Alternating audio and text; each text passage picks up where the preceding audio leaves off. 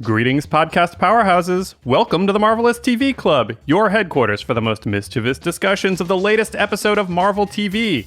And that means it's time to complete our exploration of the lethal fourth episode of Loki and start looking ahead to those final two installments. You know what we do here at the Marvelous TV Club. We organize our discussions into three separate shows with three distinct lenses, makes them more focused, makes it easier to follow along. Some of you are doing chores right now, and I just want to say good for you for not procrastinating anymore, but we hope that this structure helps make it easy to both multitask and get into your podcasting vibe. Thursday's Storycast is where we discuss the episode's themes, and we discussed this episode as a giant commentary on the revolutionary power of reclaiming history by the very people that history was designed to erase. Saturday's Pondervision is where we ponder the episode's most captivating conundrums. This week, Jesse and I discussed exactly how pruning might work, some fun theories on the names of our fake timekeepers, whether love actually makes you a better person, and a lot more. But now, we complete our analysis of Loki's fourth episode with this show, our Charactercast. This is where we evaluate the characters themselves, motivations, reasoning, strengths, faults, arcs. You get the idea. And I know I said that our travel and work schedules might make this touch and go when we were doing Pondervision, but once again, the MTVC finds a way to come through unless Stephen Breyer retires in the middle of the recording and then all bets are off. Oh, God. But absent that, I am your multi-hyphenate host, producer, editor, social media maven, and more, Marc Faletti. And as always on Charactercast, I'm joined by a real-life defender of freedom for our reality, Kristine Kippins. Hi, Kristine. Hi, Mark. And for those of you who don't know who Stephen Breyer is, he's a justice on the U.S. Supreme Court. And it's the end of the Supreme Court term. And at the end of the term, sometimes justices make an announcement that they're retiring.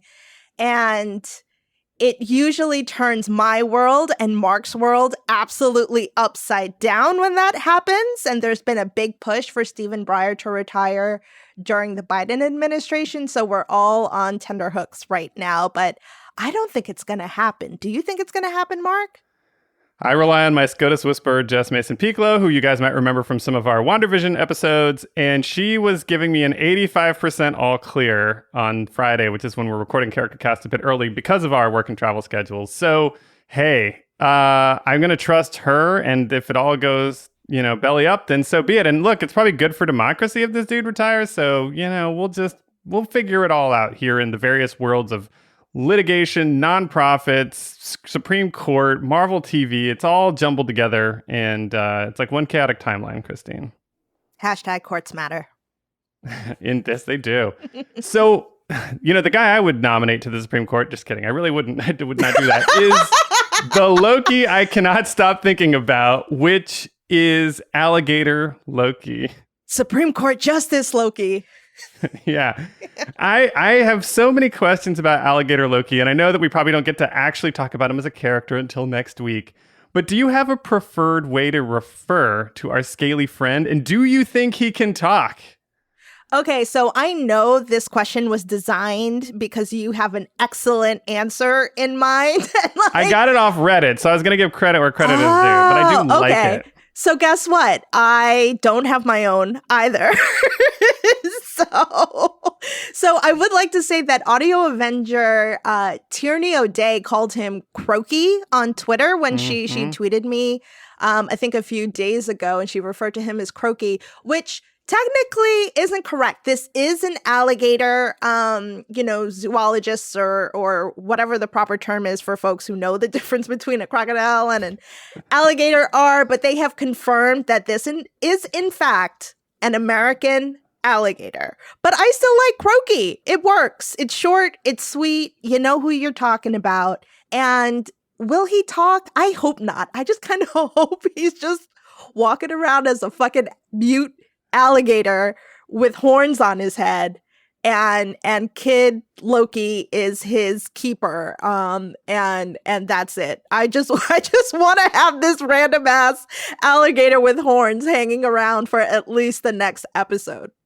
Yeah, I have questions about who made his helmet too, regardless of whether he talks. So many things to unpack about him. And I'm glad you pointed out that he's an alligator. We believe in science here at the Marvelous TV Club, yes, and that means he is an alligator. But I feel like, every Reddit thread on any forum descends into some question around what the name of this alligator is. And the best one I saw was definitely Florida Loki.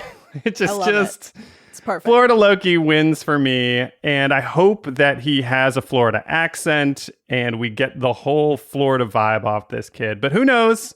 I mean, listen, if anybody can produce a Florida man headline, it's Loki. So I love this idea. The MCU's Florida man, Loki. But for today on Charactercast, we have 3 Loki-related character topics and 3 TVA-related character topics. So we're going to, of course, start with the Loki ones, beginning with our main man. Pretty big event for him. Got stabbed in the back by a pruning stick and disappeared. God. We obviously know what happened, ergo, alligator Loki. But how did you react when he got pruned? What happened for you in that instant emotionally? So I gasped. But we had already had a major pruning shortly before, and I was more shocked when Mobius was pruned. I couldn't help it. I actually screamed like I was in a horror film when Mobius got pruned, which I'm sure is something you feel really good about right now. I'm glad you feel good about Mobius. You know, what can I say? No, listen, we did not get to discuss this during the Lamentus episode, but I actually missed him last week. I thought we did talk about it, didn't we? You and I talked about it after we were done recording. So it is not on the record that I missed Mobius. But what I'm saying is when Loki got pruned, it also triggered like my feelings from the finale from WandaVision, because it was the same imagery of Hexavision going away, completely disappearing, with the last thing you see is his face.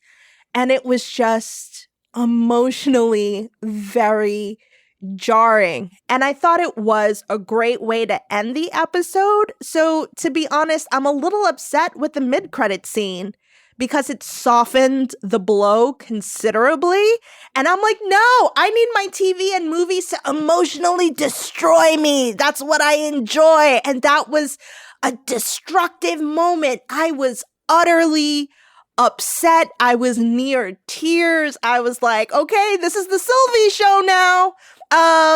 And then they had the mid-credit scene. And I was like, oh, okay, fine.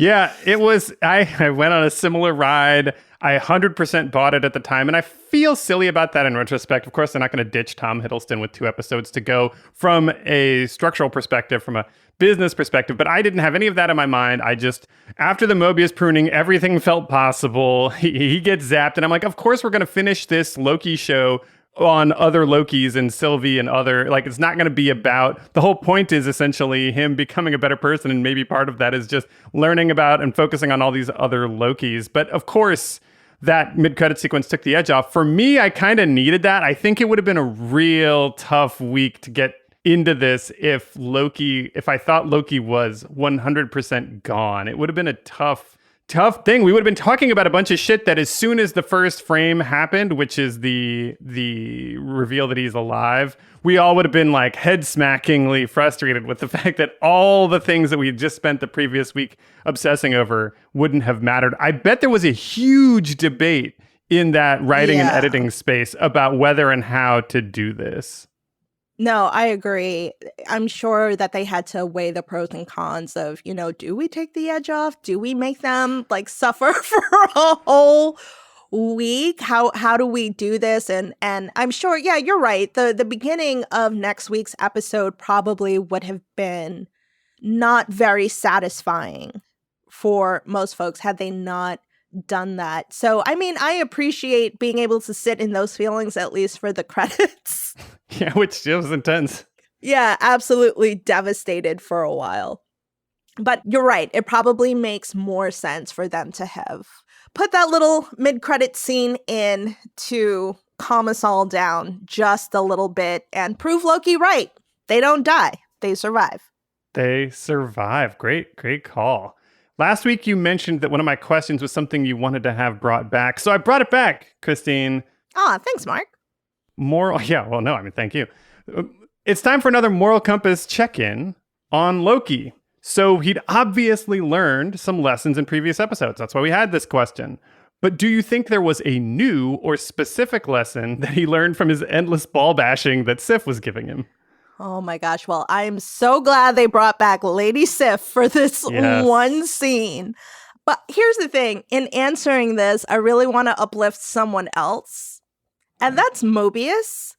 Because Mobius, yes, every answer from here on out is going to be Mobius, you guys. Just to annoy the Mobius Marc. cast, you guys. We're rebranding right now. But Mobius is Loki's therapist in this show because there's so much self-realization when Mobius has some alone time with him.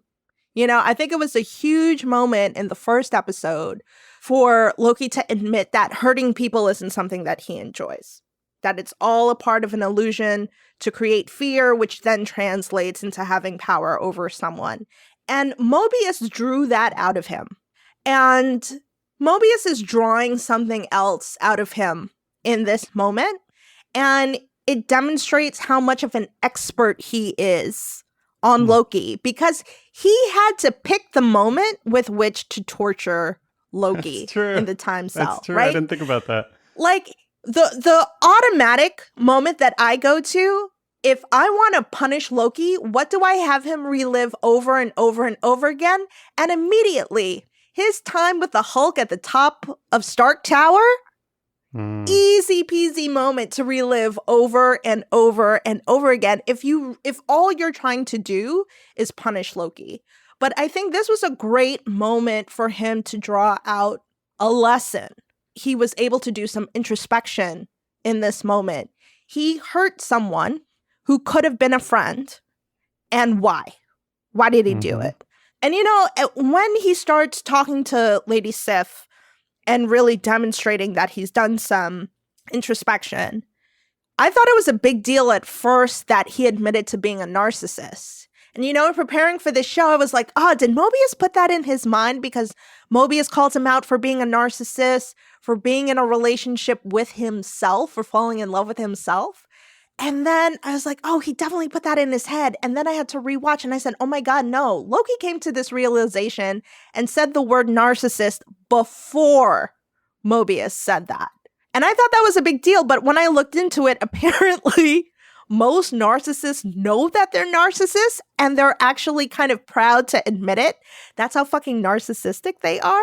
That they're like, yeah, I'm a narcissist, whatever. And it's great. But really the breakthrough moment for Loki was admitting that he's afraid of being alone, which was a little wild to hear because he's so good at pushing people away. But that's probably another aspect of his narcissism, right? He wants to push people away before they make the decision to leave him because he thinks that everybody is going to leave him. Because he also has some inadequacy issues, you know? I think having grown up with Thor and Odin and whatnot, and we've talked extensively about how fucked up Odin is and what he did to Loki. So I think that was definitely a growing moment for Loki for saying out loud, yes, I'm a narcissist. I hurt people that I love because I want attention, and that's a terrible way to be, but it's because I'm terrified of being alone. So I do whatever I can to draw attention to myself so that I have people around me, but it's all the wrong action. So he's finally learning what it takes to have a true partnership. He has a good relationship with Mobius. He has a good relationship with Sylvie. Like, he's learning how to be a partner and to trust people and to admit that he has hurt people and apologize for it. So I think the time in the time cell was well spent. He did a lot of growing there. Yeah, lots of great points in there. It felt like in episode 1, he did learn a little bit more about self-diagnosis, but it was still from that selfish perspective. And your point about him both acknowledging that he's afraid of being alone, but also needing to acknowledge it to somebody, and what he did to somebody is a little different than just saying, hey, I understand my motivation's a little bit better now, and maybe I am a little more broken than I thought. Instead, he's learning how to communicate his feelings and his apologies more clearly, along with coming up with that self-diagnosis a little bit. So that did feel like progress, like an iterative progress in his journey. Loki, I feel from before, would have just gotten madder and madder with the ball smashing. And this guy just gets more and more apologetic, which is hard to do if you keep getting smashed in the balls, I think, literally or figuratively. It just is not ideal. So Loki is never going to not be hedonistic.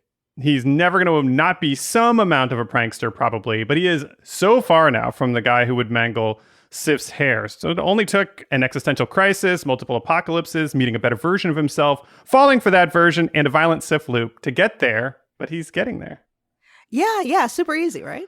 Are you excited about going into the Loki-verse next episode? And do you think all of the Lokis that we saw are quote-unquote good guys? All right, so to be honest, I'm more excited about Loki and Sylvie's relationship and how they go together more so than these other Lokis. But I will say I'm super intrigued by boastful Loki, who, you know, in my head is Black Loki, right? So, Hi guys, I'm Black. I could say that. But, you know, because it looks like he's holding a gold Mew Mew. Like, it's Loki with a Mew Mew. And I'm like, wait, is this Loki worthy of something? Or, like, does he bring the thunder and lightning? Like, what is going on with this Loki? I'm super, super, super intrigued by him. So I'm not necessarily going to call out a favorite early on, but he's one that I have my eye on besides Florida Loki. I really want to know how they got the crown on Florida Loki and if PETA is going to have to get involved. Oh, I'm sure that's all CGI. I won't be surprised with the alligator's CGI. That's true. A kid's handling it. I feel like that the insurance would have to go up considerably. I'm guessing it's whatever tech they build Rocket with is, you know, he's holding a stuffy in the actual filming. He looks and they so real. It looks great. So who knows? Maybe they did really work with a practiced alligator. I saw a very strange TikTok about a guy who has an alligator emotional support animal. And I'm pretty much reeling from that being about the worst decision I've seen a guy make in a while. God. There's a reason why you guys have lower life expectancies than women, but whatever. That's another podcast. Full of mistakes. It was weird to call him boastful Loki when he didn't get a chance to talk. I want to know so much more about him. It feels like Richard E. Grant is almost underutilized by sticking him in the really corny 60s style Batman villain costume level of detail. So who knows what's going on with that guy? They do all seem like good guys to me, of the ones that we've met. But Kristine, there's a Loki we haven't met yet that we saw in the trailers. Oh my God. Who are we missing? President Loki. President Loki hasn't shown up yet. I thought that's our Loki. Oh, I don't know. I have a feeling that there's somebody in charge of this wasteland when they get there. And that old President Loki is going to be the pain in the ass that all these people are running from. Because eventually they have to take this character to the Trump place, unfortunately. It's the bad side of Loki. The pettiness, the cruelty, the snide disregard for basic truth. They're going to have somebody who is the opposite of Sylvie. I think it's going to be this President Loki. He just looked like way too much of a smarmy ass in that trailer for me to believe he's not Loki world villain. But here's the thing. Like, I actually love the fact that all of these Lokis are not Tom Hiddleston. Mm-hmm. So if Tom Hiddleston is going to play another Loki, it spoils a little bit of the magic for me, I think. So my headcanon before it happens is that President Loki is our Loki, like he rises to, I don't know, he gets elected by all the other Lokis to be president, or he... I love this idea. That's such a better idea. Why am I such a cynical bastard? But then, I mean, we will see how it plays out. This is not me theory casting or anything like that. It's just like, whatever, it's me talking shit. But yeah, I'm excited to see what President Loki ends up doing and how these Lokis help get our Loki acclimatized to everything that's going on, where they are, how they got there, whether or not this is special to just Lokis, you know, because we do have to talk about another pruning later on. So I'm really interested. I mean, I would hope that they're good guys because they could have just left our Loki alone, right? But they decided to come and get him, and they said again, these are Loki, so you don't know whether or not you could trust 100% what it is that they're saying. But they're like, if you want to survive, come with us. You know, Yep. so they're rescuing him, or at least they are presenting as rescuing our Loki. So I'm inclined at the moment to like these folks.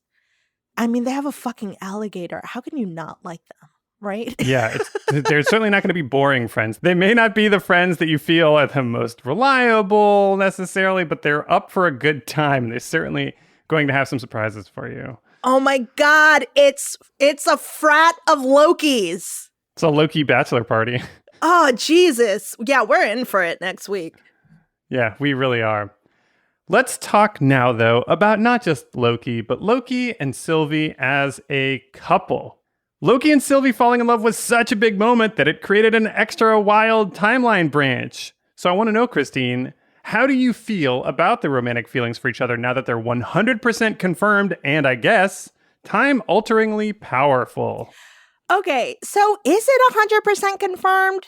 Because, like, Mobius said that Loki fell in love with Sylvie, right? And called her his girlfriend to Loki's face, who did not argue with it. He was like, well, that I respect when he talks about it. So no, but he said she's not my girlfriend. Well, but later when he said, so I think there's definitely two different moments there. So when they're sitting talking to each other, you're right. Loki does deny it. But then when Loki is about to be thrown in the time cell and they're arguing, Mobius refers to her as, he's like, are you mad because I lied about your girlfriend? And he says, no, that I respect. So he doesn't push back the second time, but maybe it's because he's got bigger fish to fry. I don't know. Yeah, I'm like, he's about to be thrown in with Lady Sif again and get his balls busted. Like, he's only got a limited amount of time.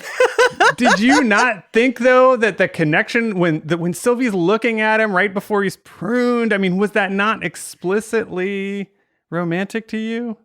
My initial take in that moment wasn't that they necessarily fell in love, but that they became friends who trusted one another in that moment. You know, there were no lies, no illusions, no enchantments, just two Lokis that had learned to respect one another, trust one another, and be utterly themselves with each other. They don't get to be that way with anyone else.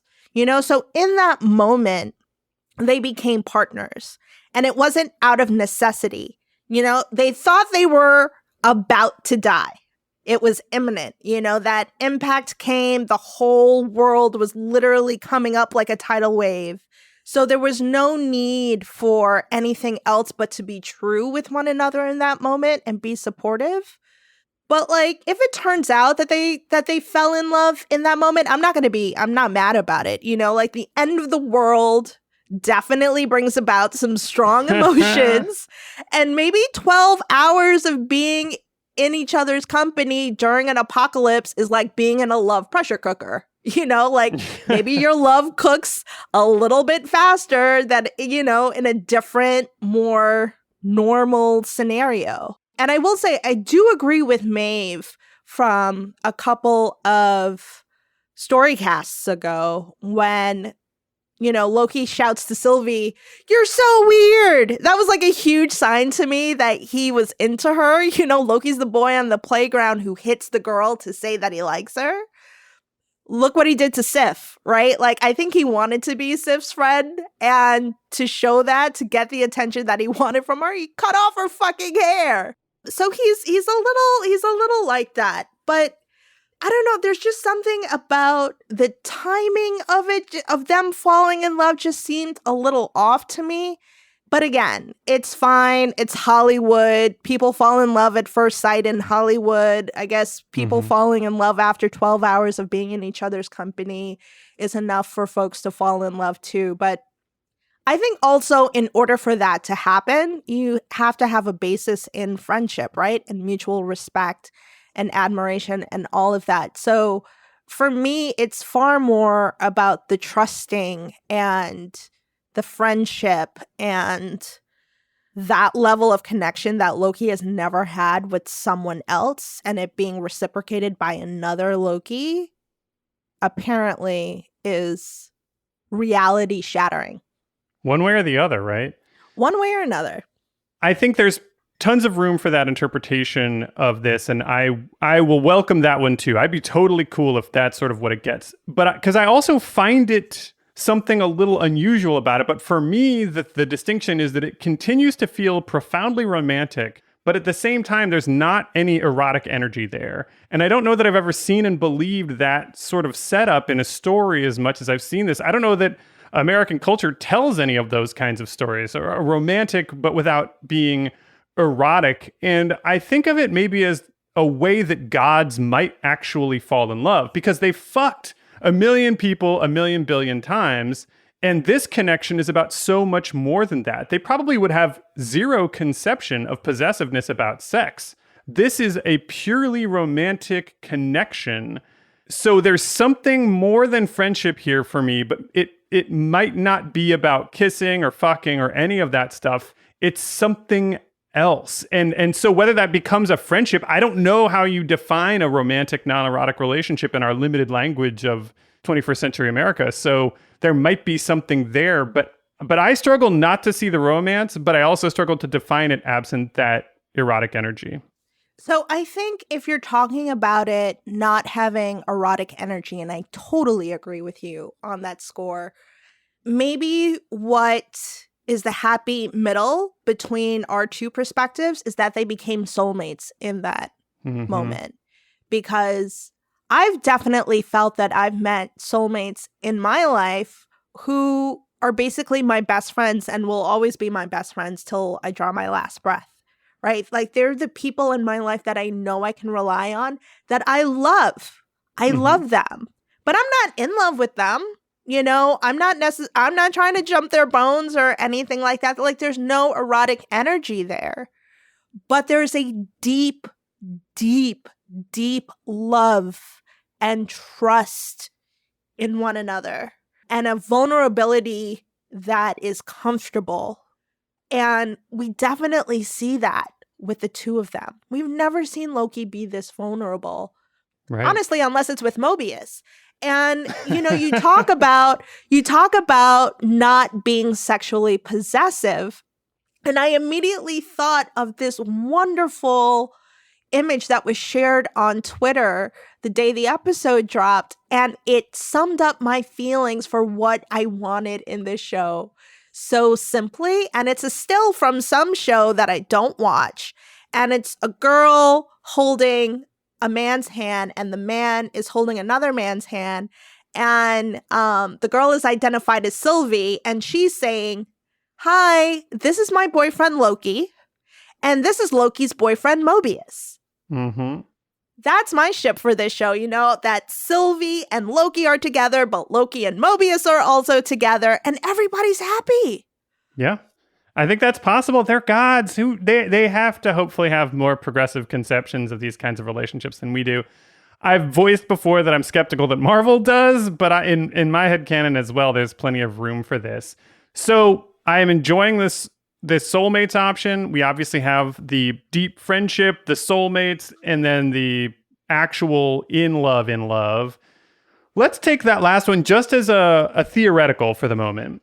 If they were to try to pursue some kind of romantic relationship, do you think they would be capable of one? If they ever found their way back to each other, what would that look like if they tried it?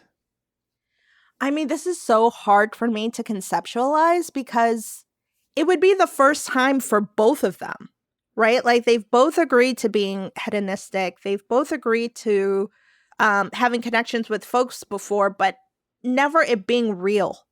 And this would be the first real connection for both of them. So I think, especially if Loki has this idea of always being alone and that being his lot in life, then it's going to be hard for him to trust this feeling and like go with it.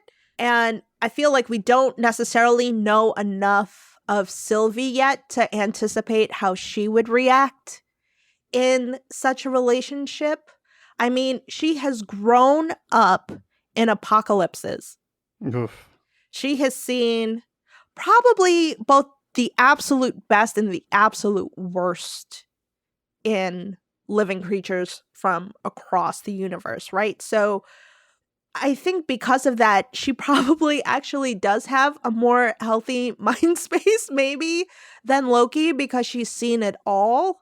But it's so difficult for me to conceptualize how they would be together. I just keep having this hope and coming back to the same theory that I had last week, that if Lokis are meant to make other folks better versions of themselves, as Mobius said, then these two should do the same for each other, and they can help teach each other how to love, how to be vulnerable, how to be a unit together, and help each other grow into the best versions of themselves. Because I feel like that's what true love does, right? Like, anytime you're in a loving relationship, it's a team. And you're trying to improve the other one and make yourself open and vulnerable to the other person so that they can help you become a better person. It's all about growth together. And that's what I would want for them. On the other hand, I also know that their fights are going to be fucking epic. Yeah, that's its own kind of apocalypse just waiting to happen wherever they are. Right. I think the way that I envision this is pretty similar in terms of the energy that you're describing between them. They make each other better. I kind of think of them as long-distance, long-term partners if they were to actually give this a go.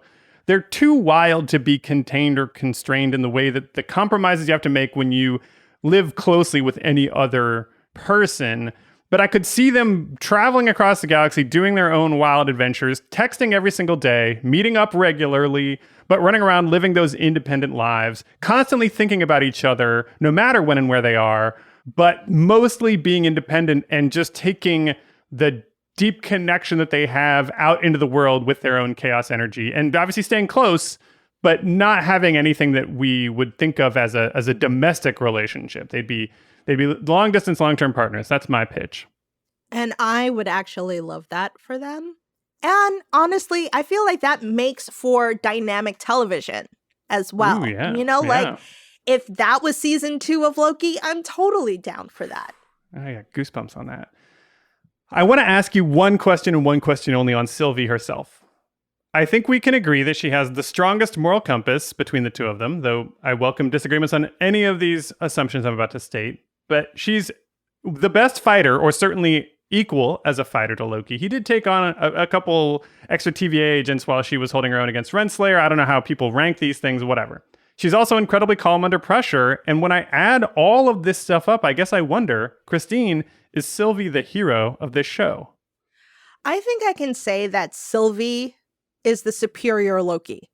That is a statement that I am ready to make clearly. Date it, time it, all of that stuff. Sylvie is the superior Loki. Is she the hero of the show? That is something that I'm not sure I'm ready to say just yet, because to me, a hero tends to be reluctant at first. You know what I mean? Mm-hmm. And we haven't gotten any of that from Sylvie. Sylvie's been on a mission from day one, from our perspective, right? So there's been no, I'm not the person to meet this challenge. Like, who am I? Blah, blah, blah. And have that old narrative trope of the reluctant hero, right? Like, we haven't had any of that with Sylvie. With Loki, however, with our Loki, there has been so much growth. He started out being focused on world domination, 9 realms domination, and now he's just trying to figure out what the hell is going on with the TVA. How can he free all of the variants and give everyone back their freedom? Not that they ever had it. What am I saying? Just free everyone. Right. Yeah. So I still think that Loki is the hero of this show. I'm not sure what that makes Sylvie. I'm not very good with the narrative terminology. I just, I like the people I like, and I make some predictions on how they might act in the future, and I fall in love with these characters, and I get my heart broken by these characters. I'm not a critic, right? Like, I don't know story structure and all of that shit. I went to business school for undergrad, you guys. I don't know any of this stuff. No, you've correctly identified why Loki is probably the hero of the show. You've really made a strong case that it's because he's on the journey, right? Sylvie's not on the journey. And I think that makes a lot of sense to me. Just off the top of my head, I guess what I would say Sylvie's role is closer to that of the mentor then. So think Morpheus versus Neo. Morpheus has always got the answers or more of the answers. And yeah, he's still doing shit and it's important. But Neo is the one who's making the journey. Mr. Miyagi is not the hero of Karate Kid. Danny LaRusso is. So she's the mentor. Maybe she's also the love interest. And in this one case, Kristine, that would make it okay to be hot for teacher. But I do think that that's it. She's a finished product. Loki's a work in progress. We're always going to identify with the work in progress, right? Yeah. So I think narratively, she's not the hero, but that's not to say she's not heroic, right? She's certainly a hero to me. Exactly. I don't know. All right, it's time to turn our attention to the TVA and 3 folks from the TVA. I want to talk about B-15, Mobius, and Renslayer. But we should start with the person who figured out what the fuck was going on first, which is B-15. What a scene with her and Sylvie being taken out back into the apocalypse so they could talk safely and securely outside that Roxcart store. We may never get more detail on this, Kristine, but we might. But if we don't, do you have a backstory for B-15 that you imagine as the headcanon for where she went during her enchantment? So when I watched that scene, I didn't fill it in with anything because I was so engrossed in Wanumi's acting in that moment. I mean, it was amazing. But whatever it was that she was seeing and feeling, it seems beautiful. Like she was just so emotional when she came out of her enchantment. And we've known her to be so hard, like she's cruel and violent. So to see her so emotional and speak of being happy, that what she saw had to be exquisite. And to me, the exquisite things in life are really simple. Like I can see her and her grandmother in rocking chairs on a porch looking at a sunset. Mm-hmm. Or quietly and contently watching her family eat dinner around a big table and everyone's laughing and telling jokes. But I think whatever it was that she saw, to me, she felt like she was loved in that moment. Sometimes in storytelling, it is better not to get a specific answer because it's always going to be more unsatisfying than whatever you get. A corny and silly version of this would obviously be the briefcase in Pulp Fiction, right? What is in the briefcase is irrelevant. The answer will always be disappointing. And for a moment like that, especially one where the show wants us to focus on the performance in the moment. We like physical acting, right? I mean, talk about so much of that scene and her build up to that was just all these little moments for her. Yeah. But any specific answer is going to almost take away from the experience. It's better to let us imagine, to wonder or not as much as we want about what that could be, to fill in those gaps and let the performance speak for itself because we got the information we needed. So that's a pretty good call. I'm pretty compelled that no specific answer actually is better at this point. Now I'm hoping we don't get more detail on this. Do you think she's going to have a role to play, though, in the final 2 episodes? And what would you like to see, if so? I mean, yes, I would like to see more of Hunter B-15, please. Yeah. I would love for her to figure out where all the prune people have gone. So, like, after giving Loki so much grief for so many episodes, she's the one to bring him back. But, if that doesn't happen, which is totally fine. I mean, it would also be great for the Lokis to figure out how to free themselves. But I would love for her to free more folks in the TVA, right? Like, she's a little bit like John the Baptist, right? Like, she's like, I got some good news for y'all. Here's the deal. I gotta bring y'all the good news, but it's not that great. Yeah, depends on how you look at it. It could be good or bad. Just like, the fact that there's a heaven, good news, bad news, there's a hell, So you got a bunch of time cops that you've trained for centuries and centuries and centuries to be fucking badasses. And then they find out that they're variants. They're going to turn this fucking place upside down. So the more people that B-15 can recruit, the better it's going to be. And she's currently, knocked out on the floor of the timekeeper's room. Sylvie is there. Sylvie's got the upper hand on Renslayer. Like, hopefully she can team up with Sylvie and get an army going over there. And it makes sense that Sylvie and B-15 would be the two to work on the TVA, because obviously the TVA has defined what B-15 remembers of her existence. And for Sylvie, it's a lifelong mission. So that's what they're focusing on.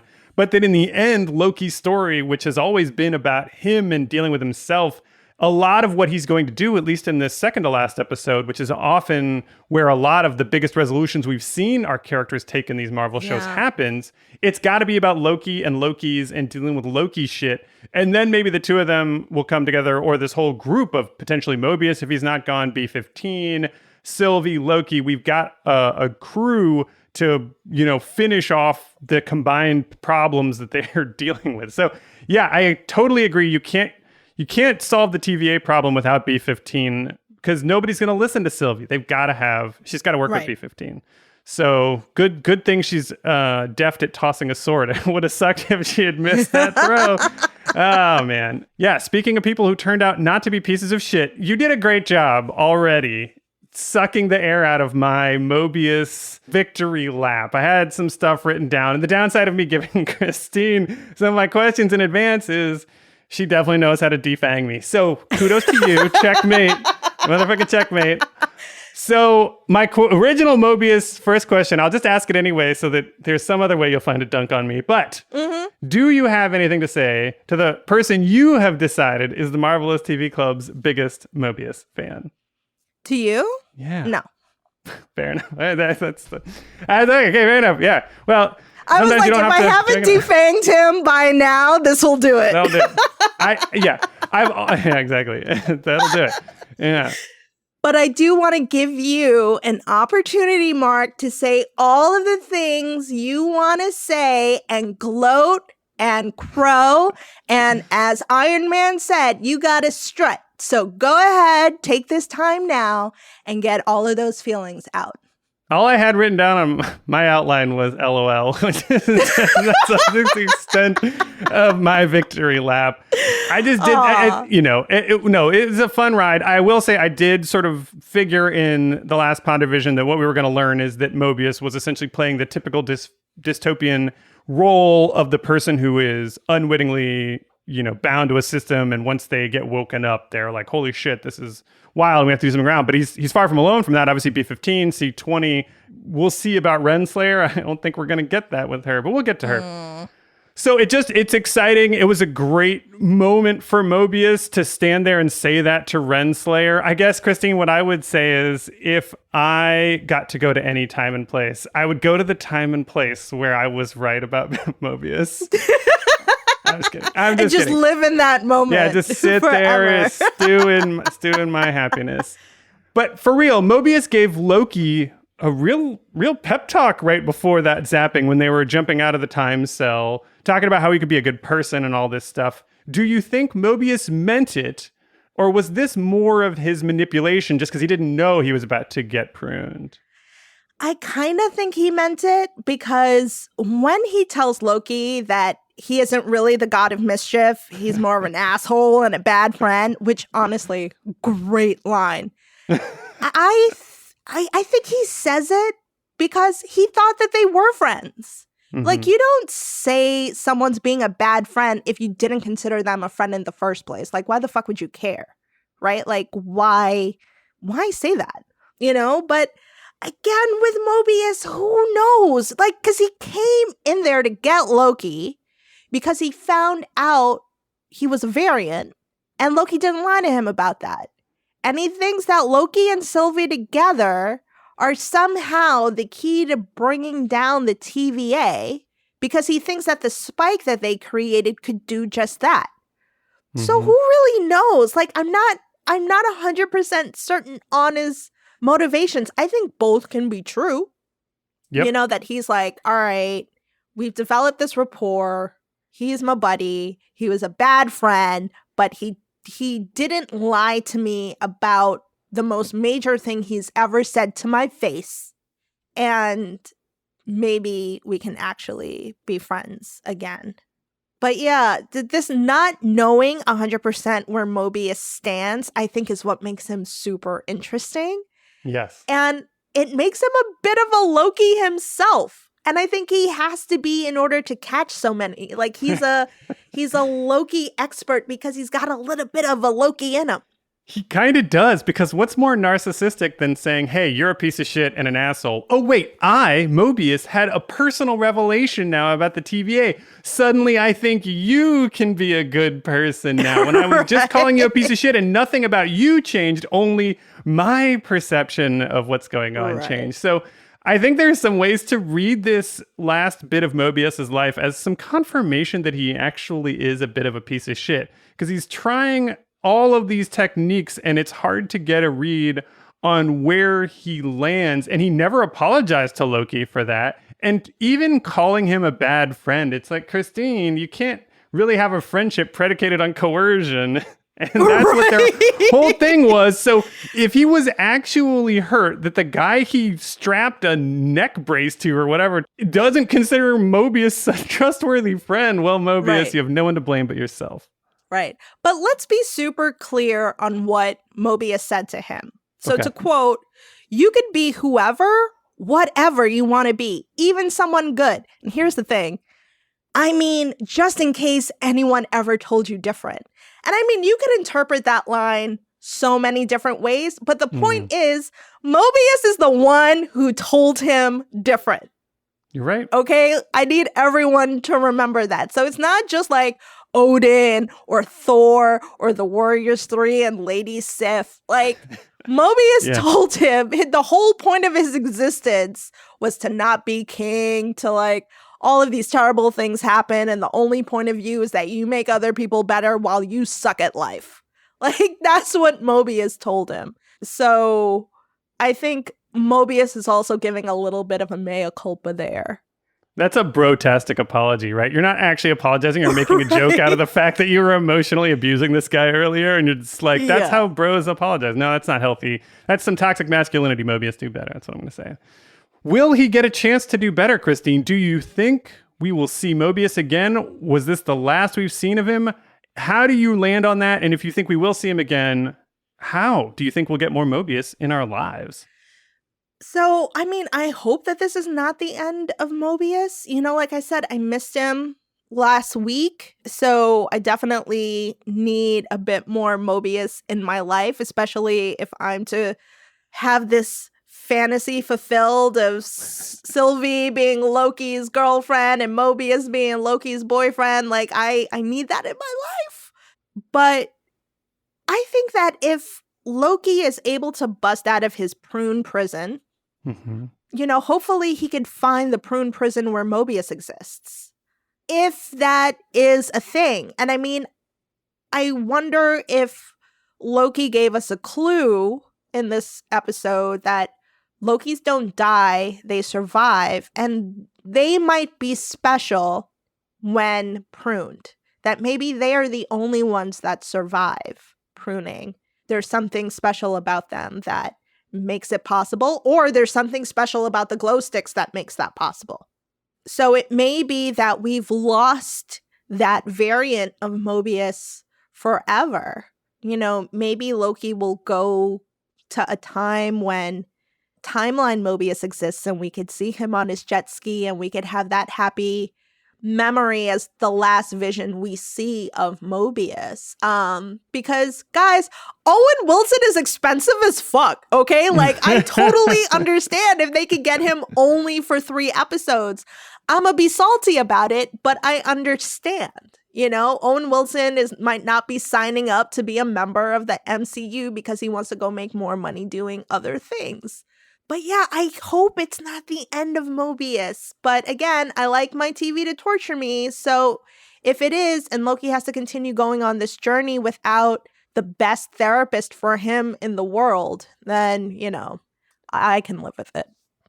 I'm fascinated by the moment when B-15 pondered the poster right before she went in to see Sylvie, and the poster said confirmed through deletion. So it'll be really odd if the TVA isn't deleting people, but is telling the TVA agents that they're deleting people. So it's clear that the TVA agents themselves think this is disintegration. Why would you lie about that if it's not for everybody? There's a lot of questions that we're about to get answers to, so I'm not losing sleep yet, but it'll be weird to see if Mobius is running around. What's the reason that the TVA agents aren't just told these people get dumped off at an apocalypse prison? Because in some ways you'd think that would make your job easier because you're no longer, I don't know, massively killing a bunch of people. You're just dropping them off at the end of time, which, I mean, I was saying I thought a more humane thing for the TVA to do with these variants would be to at least let them live out their lives somewhere. I would not choose a bombed out husk of New York City as that place. But it beats the eradication of my existence entirely. So, TVA, you continue to confound me. I mean, and that's the thing, you know, when Loki, once they figure out that the timekeepers are freaking animatronics from, you know, Disney's Hall of Presidents, then, you know, he's like, oh, like, well, who controls the TVA? It's this big mystery. And we keep figuring out that, yeah, they're assholes, but maybe they're not as big of assholes as we thought they were, because we thought that these folks were created by the timekeepers in order to do this really destructive work, right? But then we find out that they're not that destructive. They're actually allowing these variants, the vast majority of them who take a ticket, to live as workers in the TVA. And then we find out that potentially that even if they do get pruned, they have another existence somewhere else, if this is true for everyone that isn't a Loki as well. So I feel like there's still some humanity in the TVA, which I find strange. Very strange. It could all just be a problem of translation. Those timekeepers are impossible to understand. So maybe they were just like, this is not destruction, just teleportation. And nobody could understand what the hell they were saying. So like, well, I don't know. This sounds like he said that this is destruction. So just put that on the poster. I'm with you that the poster has some type of meaning. I definitely paused and wrote down the words on it because it felt like another putting the coaster under the glass moment. Like, the director is telling us something here. We need to pay attention. And yeah, I think we're going to find out more about the significance of that poster later on. And I'm very much looking forward to finding out exactly what it means. Well, I've got one last name on the list, Kristine, and it's Ravonna Renslayer. Humanity Slayer. She pruned Mobius without hesitation. And that's after all of their heartfelt conversations. She was begging him to have another drink with her, all that stuff, how close they are, her full speech about their friendship. It's so unusual. Pruned him without thinking about it. But she did not prune either of the Lokis, despite many opportunities before taking them up on the elevator. Was she just ordered to bring them alive to the timekeepers, or was there some other reason that she let them live? Why does she keep letting these variants run around and eventually break out and cause chaos when she had no trouble killing Mobius? I think it's because the show is called Loki and not Mobius. Damn it. Yep. That's probably it. Yeah, this is just one of those like Star Trek red shirt type situations, right? Where like you can't... All the villains are always running up to you saying surrender, where the heroes are just shooting first and not really giving the same quarter. But I think I could add a little bit of logic to it. So I feel like you can't prune Loki because there's a chance he'll give up some valuable information on how to handle Sylvie, right? Like, he's a systematic double crosser. So there's a chance he'll betray Sylvie to the TVA. And for them, that might be a chance worth taking. Plus, they know our Loki loves to talk. So he might just like spill shit without even meaning to, right? But when the time came, Ravonna pruned Loki and destroyed all of our lives for a few minutes. Yeah, she did. You know, and I legit thought that this became the Sylvie show, you know. But again, thank God for that mid-credit scene. But, you know, I bring up Sylvie because I think she has to be the key to something, She must hold some value to Ravonna because she kept her in that time theater, just all by herself. And I'm sitting there like, why? First of all, why get them? Well, I guess you had to get them because they created this massive time spike and you had to get them. But I was just like, the end was coming. Why not just let these two super problematic Lokis die? But I guess in letting them go, you let this spike continue and then all of reality is destroyed. So I guess that was a good reason to come and get them. But yeah, as soon as they walk through that door, prune them. My real grim answer to this, Kristine, is what if this is all part of the sacred timeline? What if the reason Ravonna Renslayer hasn't been killing these Lokis is because it was all supposed to play out the way that it's been playing out? Because one of the other things I can't get out of my head is how the other two robots were laughing when the middle robot, who I called Plumbumius on Pondivision, it's a whole thing. You can figure out why if you listen to that. But when his head gets cut off, those robots are chuckling to themselves. They're not, I mean, it's, you know, if they're recorded or semi-sentient or somebody's controlling them, we just have no idea. Yeah. But it struck me as one of those moments that signaled that perhaps whoever is in charge, quote unquote, of this is not as out of control as we are meant to think they are at that time. Maybe even Ravonna knows that this has played out before. When she smirks in the elevator, when Sylvie asks her if she remembers the moment that caused the variation, maybe she's smirking not just because she gets to be mean, but because she's had this experience before. I don't know. It's just something I wonder. Yeah, I mean, I think I brought up a similar theory back when it was maybe episode 2. I think it had to be because Mobius was definitely in there. And there was something about him going to her and being like, you know, I think this is a great plan. You know, Loki's doing great. He's figuring out all these loopholes in our work and blah, blah, blah, blah, blah. And she's super reluctant to let him go, but she does. And then when she lets him go, she puts her head down. And I kept saying there was something about that body language that makes me think like she knows what's going to happen. Right. That's a great point. That maybe the timekeepers, if they do exist, told her. But then I was like, but the timekeepers don't fucking exist. So how can that happen? So yeah. So I think, okay, maybe the timekeepers are bullshit, but there's somebody else, not named the timekeepers, that's running the show. Or it is Ravonna who knows everything. Listen, this shit is so fucking annoying. This is why I hate timey-wimey shit. My mind just starts spiraling and spiraling and spiraling. I say I hate it, but it's a really fun ride at the same time. It's a fun frustration, right? We got 2 more weeks of it, and then we'll have probably more answers than we know what to do with, at least until Doctor Strange shows up. Well, I hope not, because there has to be a season 2 to this show. You think this one would get one of the renewal options? Because, you know, it's not off the table for Falcon and the Winter Soldier. I think only WandaVision, they've said explicitly, isn't going to come back. Right. Because the thing is, I don't know what you would do for a season 2 of WandaVision, but I feel like there's so much more that they could do with this show for a while. Florida Loki spinoff, please. Yeah, I mean, because you could still prune our Loki and pick up with another one that looks just like Tom Hiddleston, and then it's a whole nother journey all over again, but slightly different. So, I mean, I'm down for it. We still need to figure out what the hell is the TVA.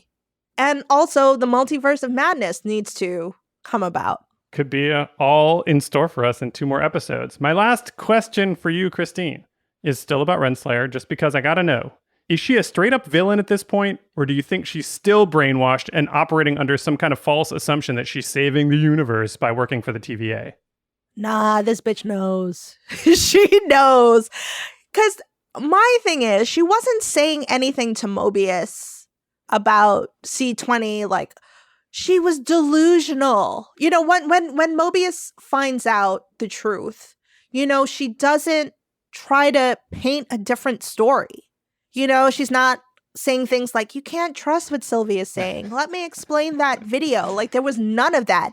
She acted like a woman who is desperate for her secret not to get out. She knows shit. Yeah. I believe 100% that she knows way more than she's letting on. She might be the only person who knows exactly what the fuck is going on in the TVA. Sylvie certainly seems like she's counting on it. She looked pretty downbeat when that android head got cut off. And when she told Sylvie to finish her, I got the sense that maybe she was feeling a little jaded that her cult leaders were exposed as frauds. But that doesn't mean that she didn't know that they were frauds, that this whole song and dance was all just pure ceremony or fakery. So again, hopefully something we will find out an answer to in short order. 2 days till more Loki, you guys. But Kristine, if people want to send you cool Mobius memes or general other Mobius-related paraphernalia or talk to you about anything that has to do with Mobius, where can they find and follow you? Send all the Mobius energy my way, you guys. You can find me on Twitter and Instagram at Kippins K, and I also have my own podcast with my friend Jocelyn called I'ma Need More Wine. I'ma Need More Wine always has the best podcast titles pulled from some of their wildest quotes. Definitely subscribe to I'ma Need More Wine if you have not yet. But legendary listeners, for us, that's the end of the show today. Loki episode 5 is 48 hours away or less probably by the time you're listening to this, and if you're willing to get up at 3 a.m. Eastern. But either way, we will be back with Storycast on Thursday, Pondervision on Saturday, and another Charactercast on Monday. I cannot wait to find out if Gator Loki has that Florida accent. In the meantime, please do think about leaving us a 5-star review. It really helps us out. Thank you to Tom for the most recent one. You can follow us on Facebook, on Twitter, on Instagram, all at the handle Marvelous TV Club. We've got merch on the site. Just 2 more weeks to get your Loki logo merch. You can talk to me on Twitter. Send me also all the cool Mobius memes or any other related Loki business. If you're one of those people who's obsessed with the Loki-Sylvie relationship, send me all your thoughts. Can't wait to hear them. I'm at Marc Faletti. That's MarcFaletti. Until then, Kristine, let's go find out if there's a karaoke bar in Loki World, because I bet they're great at it. Oh my God, what would your karaoke song be if you were a Loki? Don't you forget about me. Ah, perfect.